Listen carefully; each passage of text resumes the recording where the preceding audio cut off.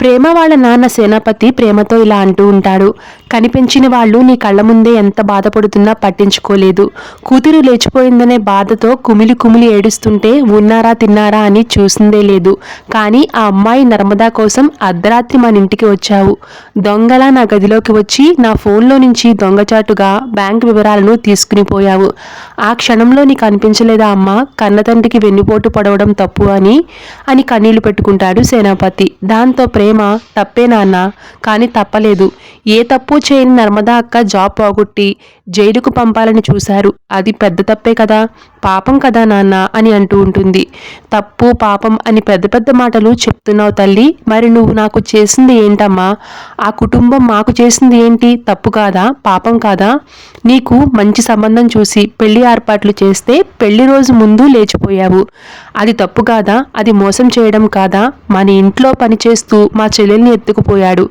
అన్నం పెట్టిన కుటుంబానికి ద్రోహం చేయడం తప్పు కాదా? మేం ఇప్పటికీ గుండెకోత అనుభవిస్తున్నాం. ఇవన్నీ తప్పులు కాదా? కడుపున పుట్టిన నీకే మా బాధ అర్థం కాలేదు, ఇక వాళ్ళకేం అర్థమవుతుందిలే. 5-6 నెలలు పరిచయమైన వాళ్ళ కోసం 20 ఏళ్లు కనిపించిన కన్నతండ్రిని అరెస్ట్ చేయించావు. గ్రేట్ అమ్మా, నువ్వు చాలా గ్రేట్.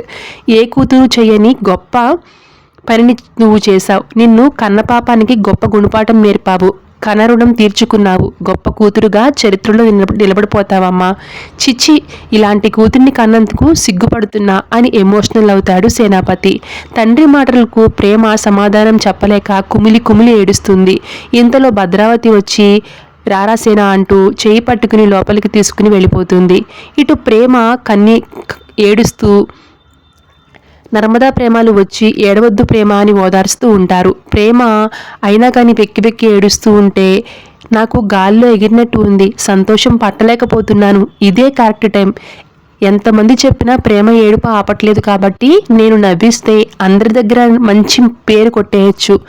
అలాగే ప్రేమపై కూడా నాకు భయంకరమైన ప్రేమ ఉన్నట్లు నమ్మించవచ్చు అని అనుకుంటూ ఉంటుంది శ్రీవల్లి.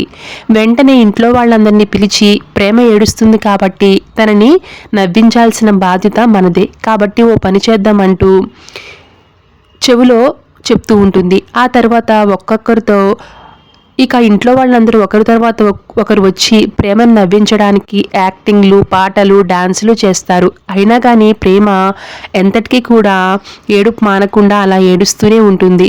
దాంతో ఇక శ్రీవల్లి రంగంలోకి దిగి ఇలా కాదని శ్రీవల్లి డాన్స్ వేస్తుంది. అయినా కానీ ప్రేమ ఉలకదు పలకదు. దాంతో ఇక శ్రీవల్లి విసుగుపోయి, అమ్మా, అక్క నర్మదా, నువ్వు మాత్రమే ప్రేమని నవ్వించగలవు. అమ్మ తల్లి, నీ ముద్దుల చెల్లిని ఏదో ఒకటి చేసి నువ్వే నవ్వించమ్మా, మా వల్ల కావట్లేదు అని అంటుంది శ్రీవల్లి.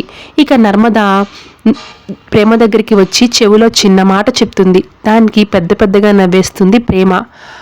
ఇక ఆమె నవ్వి చూసి అందరూ కూడా ఒక్కసారిగా షాక్ అవుతారు. ఏంటి నీ చెవిలో ఏం చెప్పింది అని అనుకుంటూ ఉంటారు. ఇక అందరూ కూడా ప్రేమ చెప్పిన మాట శ్రీవల్లికి చెవిలో చెప్తుంది. ఇక శ్రీవల్లి అమూల్యకు చెప్తుంది. అమూల్య వచ్చేసి తిరుపతికి చెప్తాడు. ఇలా ఒకరి తర్వాత ఒకళ్ళు అందరూ తెలుసుకుని పడి నవ్వుకుంటారు.